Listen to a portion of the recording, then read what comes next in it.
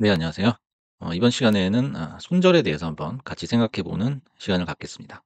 그래서 제목은 손절 못하는 병, 이제는 고쳐봅시다라고 지어봤습니다. 우리가 주식을 하면서 가장 어려운 그 고비가 손절이거든요.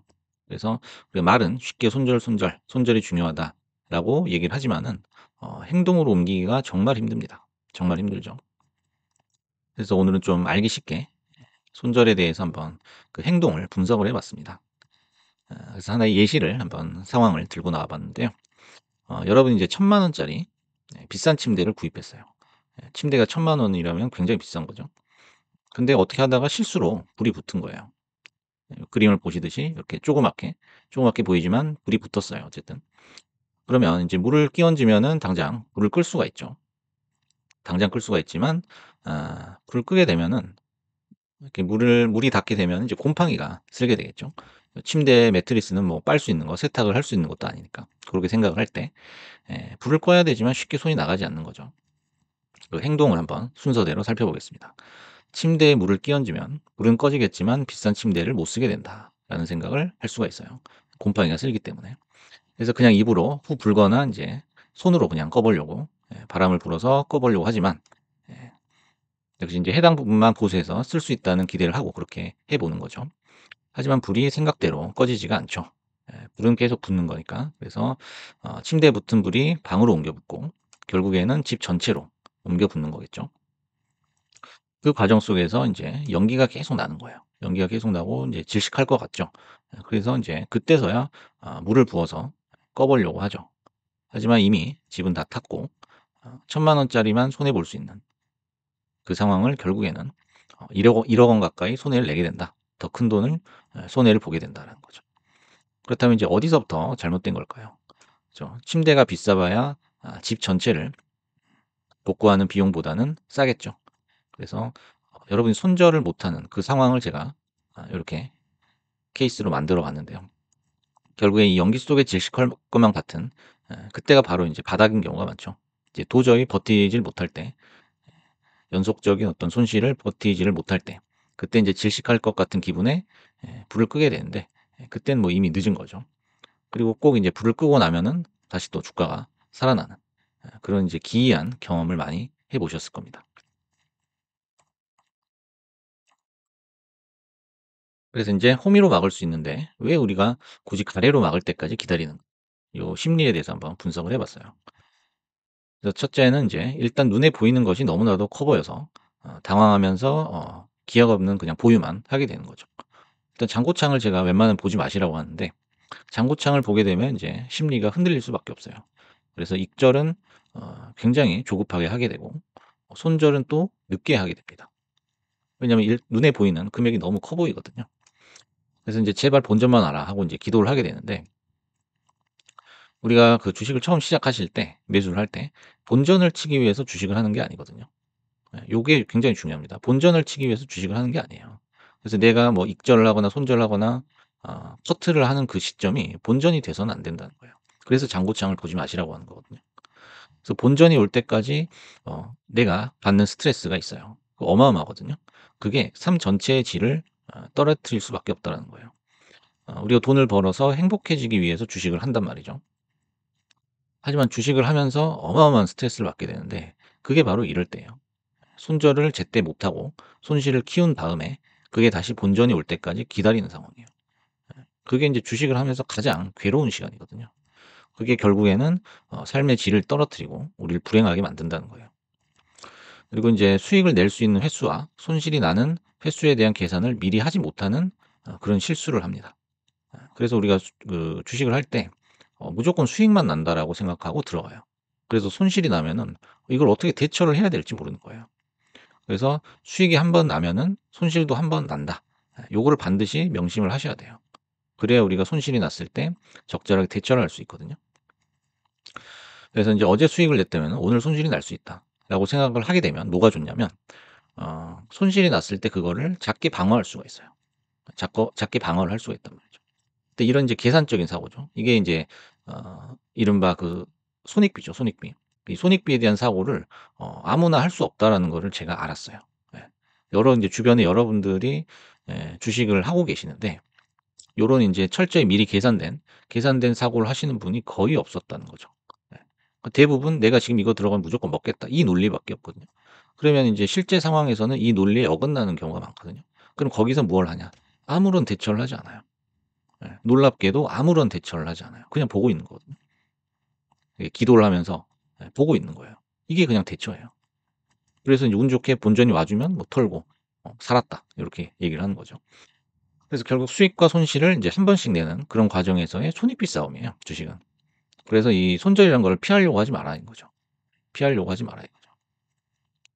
그래서 우리가 수익을 낼 때 나의 모습을 이렇게 돌아보면은 급하게 커트를 하고 나와요. 예. 행여나 이게 다시 빠질까 봐. 근데 손실 때는 어떻습니까? 아주 느긋해요, 아주 느긋해. 예. 뭐 느긋하려고 느긋한 건 아니겠지만 결국엔 아무것도 못하고 그냥 바라만 보고 있는 거죠. 예. 요렇게 되게 돼서는 계속 연속적으로 손실이 날 수밖에 없죠. 예. 손익비가 안 맞으니까 손실이 커지는 거예요. 그래서 우리가 불량계좌를 가만히 바라보고 있는 이유는 뭐냐 하는 거죠. 두 가지로 한번 꼽아 봤습니다. 첫 번째는 이제 본전으로 살아본 기억이 있어요. 예, 그 잘못된 경험을 계속 가지고 가거든요. 그래서 구조대가 오면은 그땐 팔아야지. 네. 전에도 그랬으니까. 하지만 구조대가 오는 척하다가 정말 기가 막히게 내 평단 밑에서 내 평단 바로 밑에서 심지어는 진짜 그 내 평단이 있으면 호가 바로 밑에서 한 호가 바로 밑에서 그냥 빠지는 경우를 많이 봤습니다. 네. 그런 경우가 있다는 거죠. 그래서 요런 기억 자체를 지워야 된다는 거죠. 두 번째는 "다른 종목 가 봤자 어차피 똑같을 거야."라는 거예요. 그래서 내가 환승한 후에 수익을 내본 경험이 전무한 케이스예요, 이런 거는. 그래서 이런 분들은 되게 그냥 손 놓고 기도하면서 그냥 멍하니 호가창을 바라보는 거예요. 이제나 저제나 그냥. 예. 밤에 잠도 잘 못 자면서. 그래서 인제 매매 계획을 세워서 그걸 그냥 기계적으로 실행하는 게 중요한 거예요. 그러니까 이렇게 주식이 마이너스로 떨어져 있을 때 고 인제 갭이 생겼죠. 마이너스 갭이 생겼는데 고걸 '딴 데 가서 맺구나. 내가 본전이 올 때까지 스트레스를 받으면서 기다리나.' 이건 어차피 똑같은 과정이거든요. 예. 내가 보유하고 있는 게 오르는 거니까. 하지만 요 전자 쪽 본전이 오기를 기도하면서 기다리는 거. 그건 어마어마한 스트레스를 받아요. 예. 그냥 털고선 딴 데 가서 수익을 내는 것보다 아마 10배 이상은 스트레스일 거다 이거죠. 그게 또 안 좋은 영향을 줄 거다라는 거죠. 그래서 실제 케이스별로 한번 알아보겠습니다. 요거는 인제 과거 엔비디아 일봉 차트거든요. 그래서 보시면은 인제 여기서 매수를 한 거예요. 한 140 에서 매수를 했어요.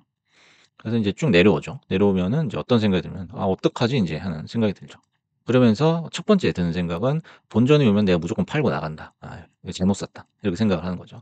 그래서 쭉 실제로 올라요. 예. 오르다가 인제 내 평단 밑에서 또 음봉이 떨어진단 말이에요. 본전이 오는 것 같았지만 또 떨어져요. 그럼 여기서 '아 여기서 팔 수 있었는데 떨어졌네.' 여기서라도 쳐야죠. 근데 못 치죠. 예. 또다시 올려줄 것 같거든. 하지만 주가는 쭉 내려갑니다. 내려와서 인제 100 달러를 깨버리죠. 그럼 여기서도 인제 뭐 대처를 못 해요. 그냥 '어떡하지?' 하는 거죠. 물론 이 이후로 몇 달 뒤에 본전을 회복하긴 했어요, 엔비디아는. 하지만 요 한두 달 동안은 정말 괴로운 상황을 겪어야 되는 거죠. 그래서 이 차트를 인제 해석을 해 보자면 이렇게 쌍봉, 작은 쌍봉을 찍고서 내려오는 그런 과정이죠. 그런데도 인제 바라보고 있다라는 거죠. 고거는 인제 차트에 대한 기본적인 이해가 부족하다라고 볼 수 있어요. 부족하다라고 볼 수 있죠. 그래서 사실상은 이렇게 음봉이 연속으로 떨어지면서 계단식 캔들로 떨어지면서 20 선을 침범을 했을 때 그때 털어야 되는 거죠. 그럼 '다시 또 올라갈 수 있지 않겠느냐.'라고 인제 생각을 할 수 있겠지만 요걸 한번 보실게요. 요 상황이거든요. 예. 요 상황에서는 뒤에 캔들이 이렇게 올라갈지 내려갈지 아무도 모르는 거거든요. 그럼 요거는 우리가 아 찾을 수 있는 유일한 단서예요. 유일한 단서라고 볼 수 있거든요. 그럼 여기서 시그널을 줄 때 쪼끔이라도 털어야 된다라는 거죠. 그래서 인제 차트를 인제 안 보시는 거예요. 요런 걸 해석을 못 한다는 건 차트를 안 보시는 건데 차트를 안 보고도 투자를 할 수는 있습니다. 예. 차트 잘 안 보는 사람 많죠, 장투자분들 중에서는. 그렇다면 장투를 할 거면 내려가도 사실 걱정을 할 이유가 없죠. 예. 장투하시는 분들한테는 내려가면 오히려 절호의 찬스거든요. 예.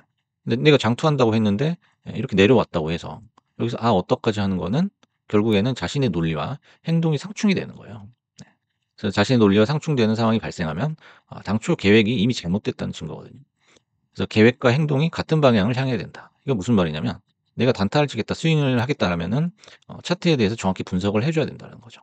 그리고 내가 장투를 하겠다라면은 차트가 이렇게 내려오면 오히려 좋아야 된다는 거예요. 예. 그게 서로 계획과 행동이 같은 방향을 향하고 있다는 거예요. 서로 상충되지 않고. 그게 중요하다고 볼 수 있습니다. 두 번째 차트는 여러분들이 아마 잘 아시는 차트일 거예요. 테슬라 일봉 차트입니다. 최근 금요일까지의 차트를 가져와 봤는데 역시 인제 여기서 매수를 많이 하셨을 거예요. 매수를 했다가 내려오죠. 그래서 20선 이탈을 하면은 '시그널이다.'라고 볼 수가 있는데 여기서도 인제 손절 안 치시는 분들이 많죠. 그래서 이제 300대 내려오면은 '아 어떡하지? 아 본전 오면 또 무조건 팔아야지.' 그래서 이렇게 올라오면 '역시 테슬라야. 본전 온다.'라고 인제 생각을 하죠. 하지만 정수리 맞고 떨어지고요. 다시 또 정수리 맞고 떨어지고 인제 120 선까지 왔다가 인제 또 정수리 맞고 떨어지는. 그래서 인제 결국에는 $400 짜리가 $200 가 된 거죠. 그래서 여기 손절 기회를 보시면은 우리가 그냥 뒤에 오는 차트를 안 보고도 알 수 있는 그 손절 기회가 무려 4 번이나 있었다는 거죠. 20 선을 이탈할 때, 연속 음봉 나오면서 20 선을 이탈할 때, 그다음에 정수리 맞고 떨어질 때, 요 3 번이 있죠. 그래서 20선 하방은 높은 확률로 정수리를 맞는다라는 거죠. 20선 하방 상태에서 캔들이 밑에 있으면 이렇게 반등이 나올 수는 있죠. 반등이 나오긴 하지만은 결국엔 이 본전선에서 모두가 털고 나간단 말이에요. 그 우리가 갖고 있었던 과거의 어떤 기억을 보시면 본전 오면 무조건 팔아야지. 본전 오나? 오로지 머릿속에는 본전 생각뿐이에요, 물린 사람들이. 그럼 요 본전선이 왔어요. 그럼 안 나가겠냐고요. 당연히 나가죠. 이탈자가 많아져요. 그러기 때문에 오르기가 힘들다는 거죠. 그래서 보시면 인제 쭉 한 2달 동안 단 한 번도 20 선을 터치를 안 했던 주식이거든요. 근데 갑자기 인제 떨어지면서 20 선을 터치를 했어요. 안 하던 짓을 하는 거죠. 이럴 때는 무조건 손절을 하는 겁니다. 이 강렬한 힘이 다 빠졌다는 거예요. 그래서 인제 계획이란 게 얼마나 중요하냐라는 걸 우리가 알 수 있는데요. 계획과 상황이 서로 다르다면은 바로 손절을 해 줘야 된다는. 음.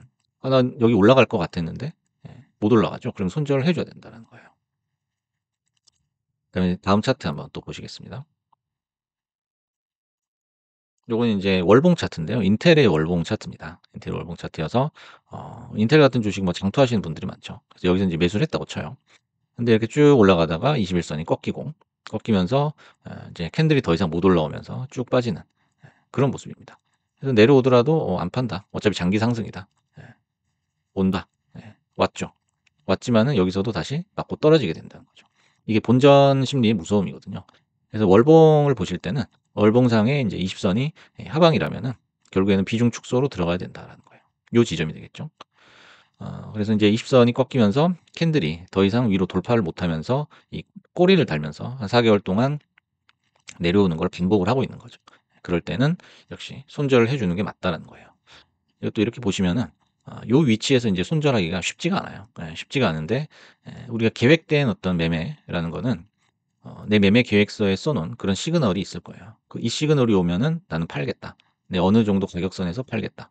익절이든 손절이든 고런 거를 그냥 기계적으로 우리가 행동으로 옮기는 과정이다. 이렇게 생각하는 게 쉬운 매매다라는 거죠. 마지막으로 인제 스몰 캡 차트 하나만 보실게요. 레코 시스템이라는 그 일봉 차트인데 요런 건 이제 급등주라고 볼 수가 있죠. 그래서 스몰 캡은 손절에 있어서 더욱 엄격해야 됩니다. 더욱 엄격해야 돼요. 어차피 내가 오래 가져갈 주식이 아니기 때문에 굉장히 엄격하게 칼같이 손절을 해야 되죠. 그래서 인제 보시면은 이렇게 빨간 선으로 제가 연결을 해 놨는데 상승을 하면서 이제 오르락내리락 하죠. 그래서 저점을 찍고 올라가는 그런 모습을 보여줘요. 그 저점들을 연결해 놓은 하나의 직선입니다, 빨간 선이. 그래서 이 지점을 캔들이 이탈을 했죠. 그리고 결국에는 21 선도 하방을 하고 있고요. 그다음에 3 연속으로 또 음봉이 나왔고요. 그래서 어떻게 보면 이 여기서 주식을 사셨다면은 여기가 마지막 손절 기회예요. 그래야 이 연속된 음봉들을 안 맞을 수가 있거든요. 여기서부터 여기 내려가는 것도 굉장히 큰 손실이거든요. 이거를 굳이 키울 필요가 없다라는 거예요. 그래서 인제 첫 번째 시그널이 이렇게 상승을 했을 때 뎨박형을 엎어 놓은 거죠. 그 역뎨박형이라고 하는데 바가지를 엎어 놓은 것처럼 이런 캔들이 나오면은 거의 인제 그 스몰 캡 특히 급등주는 끝물이다라고 보시는 게 맞는 거죠. 그래서 이 이후에도 인제 주식을 여기서도 들고 있는 거라면 희망을 가지고 들고 있는 거라면 굉장히 그 심각하다라고 볼 수가 있어요. 그래서 차트 분석에 대한 어떤 기본적인 이해가 필요하다라고 볼 수가 있겠습니다. 그래서 요것도 인제 차트를 잘라 보면요. 요 상황에서 인제 다시 또 올려주겠지. 이렇게 오락내리락 했으니까. 하지만 의미 있는 이런 시그널들은 모든 사람한테 다 노출이 돼 있는 거거든요. 그래서 나만 차트를 보는 게 아니라 대부분의 사람들이 차트를 보고 매매를 하기 때문에 요런 이제 차트상의 시그널이 나오면 도미노 형식으로 계속 던지고 나간다는 거죠. 그래서 이런 그림이 나오게 된다는 겁니다. 그래서 마지막으로 인제 손절 수칙을 제가 정리를 해 봤어요. 이거는 꼭 기억을 하시기 바라겠습니다. 일단 손실이 난 상황에서 인제 어찌할 바를 모르는 분들이 아마 대부분일 텐데, 기회는 또 온다라는 거죠. 여러분들이 그 주식하셨던 그 히스토리를 이렇게 쭉 회상을 해 보시면 기회는 늘 있었어요. 늘 있었는데 내가 어느 한 종목에 빠져서 그 구덩이에서 헤어나오질 못하는 거예요. 예. 내가 손만 뻗으면 나갈 수 있는데. 그래서 손절 시그널이 나타나면 그 종목에 미련을 갖지 말고 주저하지 말고 바로 털어라 이거죠. 전량을 털기 힘들다면은 비중이라도 좀 줄여라라는 거죠. 그 두 번째는 본전이 오더라도 기다린 시간이 아까워서 쉽게 팔 수가 없다라는 거예요. 아까 보셨듯이. 기다린 시간을 아까워합니다. 그래서 '내가 어떻게 기다렸는데 이걸 본전 가까이 왔다고 팔아.' 그런 심리가 작용을 하거든요.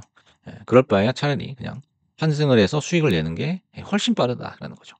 왜냐면 인제 내가 본전이 올 때까지 기다리는 동안, 그리고 다시 올라가는 동안 어마어마한 시간을 나는 투자를 하고 있다는 거. 시간은 계속 가고 있죠. 그래서 인제 똔똔이지만 돈은 똔똔이지만 스트레스에서 엄청난 또 차이를 보이고요. 세 번째는 이제 매매 계획을 수립하고 그것을 기계적으로 실행해라. 이게 가장 중요한 거죠. 그래서 손절이든 익절이든 어떤 상황이든 계획대로 그냥 기계적으로 그걸 옮기세요. 예. 문서에 써진 대로 내가 그거를 실행하는 거지, 어떤 상황이 닥쳤을 때 새로운 생각을 개입시키지 말라는 거예요. 왜냐면 새로운 생각을 인제 또 해내야 되면, 그 아이디어를 생각을 해내야 되면 내가 인제 당황을 하고 있다는 증거거든요. 그래서 매매 계획서에 나온 대로 그냥 행동만 해라라는 거죠. 그다음에 오르지 않는 주식을 보면서 기도하는 거는 손실을 눈덩이처럼 불리는 마법을 부리는 것이다라는 거죠. 그 누구도 손실을 눈덩이처럼 불리는 마법을 부리고 싶지 않을 거예요. 예. 이걸 원하는 게 아니죠. 하지만 여러분들이 그렇게 하고 있다라는 거죠. 그래서 오늘은 인제 손절에 대해서 한번 알아봤는데요. 손절이라는 게 참 말이 쉽지 행동으로 옮기기에는 쉽지가 않은데요. 요 손절 수칙을 잘 정리하셔 가지고 여러분들이 손익비를 높이는 데 주력을 해 보시기 바라겠습니다. 감사합니다.